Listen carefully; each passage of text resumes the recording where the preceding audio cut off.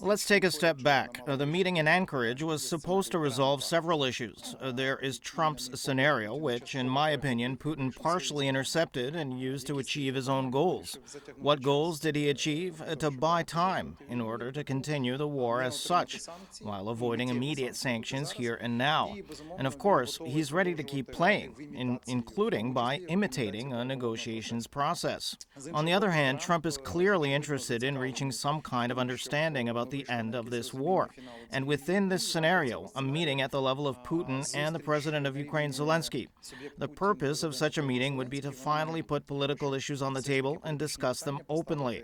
It's clear that the positions are far apart, and it's also clear that this is very difficult to organize, even logically.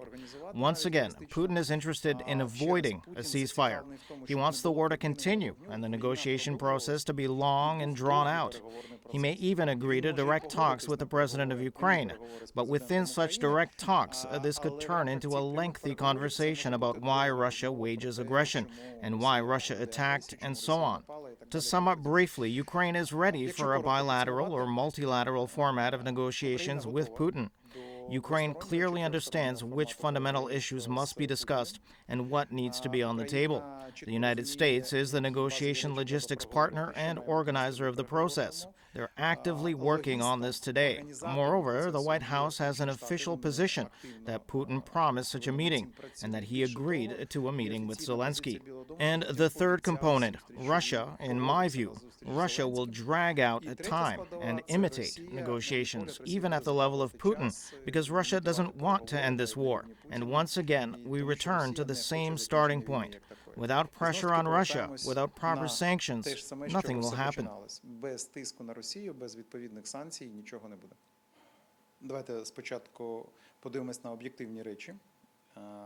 I think that first we should look at the objective facts. In my view, Trump, President of the United States, has accelerated many processes in a positive sense, and we'll see an understanding of how to move forward.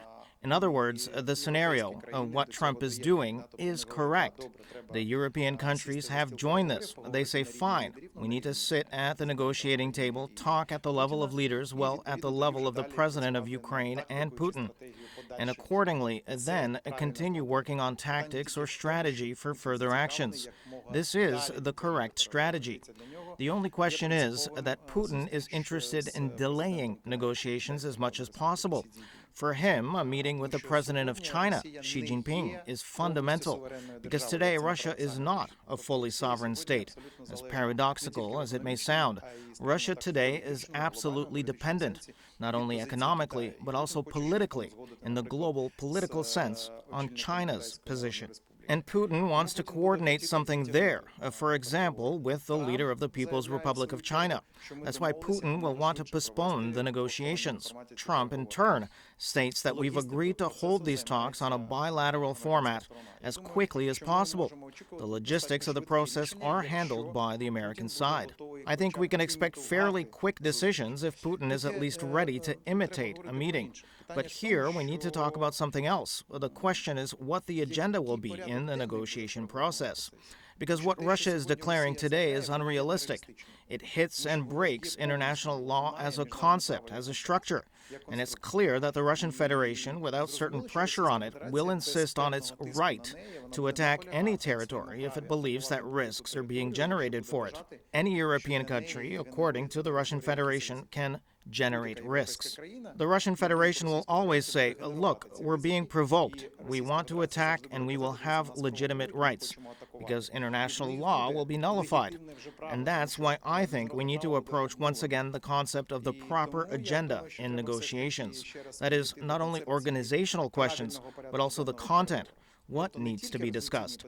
And if we talk about what needs to be discussed, we must understand the Russian Federation must be forced, not asked, about anything. Ми, на жаль, живемо в різних часових поясах. Тобто в нас набагато швидше час іде. Unfortunately, we live in different time zones, meaning time moves much faster for us, and Ukraine also makes decisions much faster. But at the same time, you're absolutely right. These are positive signs that Europe perceives Russia and the risks arising today, given the position of the Russian Federation differently. Europe is consolidated, with the exception of one or two countries, in the understanding that these are not guarantees of Ukraine's security, but guarantees of deterrence against Russia on the eastern border. The eastern border is not only Ukraine.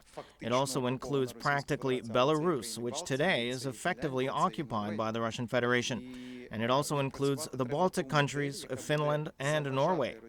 We need to develop a model that will prevent Russia from seeing Europe as a territory of potential aggression. That's why we're working so persistently together with Ukraine and the United States. Europe is therefore ready to rethink its participation in NATO, in the alliance, to rethink its military production in both quantitative and qualitative terms, and to cooperate with Ukraine in a completely different way. So how do I see deterrence guarantees? Undoubtedly, these should be contingent solutions. That is, contingents must be present on the territory of Ukraine and along the entire eastern border, so that Russia understands it will be fighting not just one country, but a consortium of Ukraine and its partners. Second, I see that the Ukrainian army must remain at its current strength, or be increased. But this is a matter of joint financing. In other words, there could be a basic army on the eastern border to deter Russia. I see there should be a presence similar to Europe of American aviation groups to cover the skies for missile defense, strategic and tactical aviation, as well as protection of the electronic airspace. And again, not only over the territory of Ukraine. This should block Russian capabilities for missile and drone attacks from across Europe. I understand that we need to move toward a fundamental restructuring of missile infrastructure in Ukraine. Along the borders, there should be missile bases with clearly designated targets on Russian territory.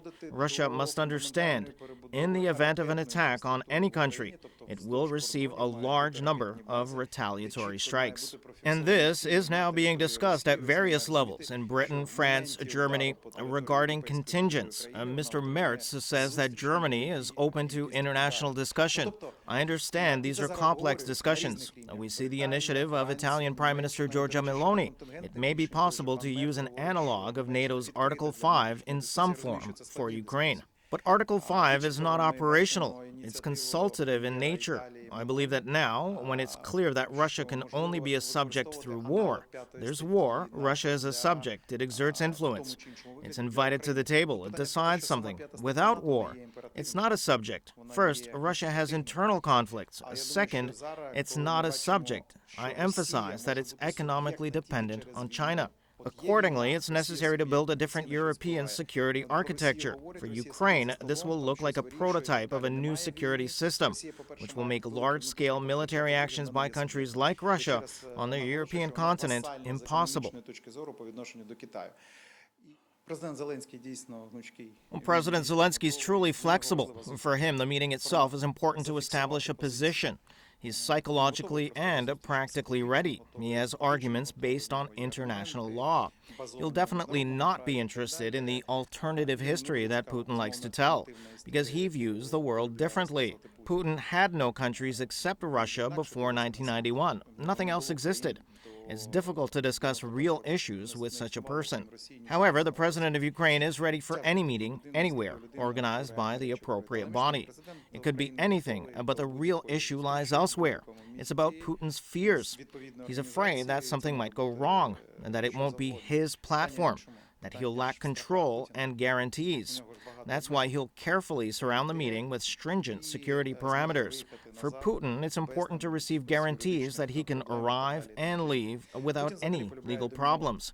Putin likes to dominate, but that's impossible with President Zelenskyy. He also likes to raise fake topics that don't exist in reality. He sees the world in a distorted way, but none of this will work with Zelenskyy. Therefore, the issue is not about the meeting location. Moreover, logistics are handled by the American side, which will provide the format and security guarantees. There are two key questions. Once again, the issue comes down to two things related to Putin himself. First, his willingness to engage in real negotiation processes. As I said, he wants to delay for some time, because at the same time, he continues to attack Ukraine. And second, his personal fears. But how do you rid this man of his fears? That's a psychiatrist's job. Як позбавити цю людину страхів? Ну, це робота психіатра.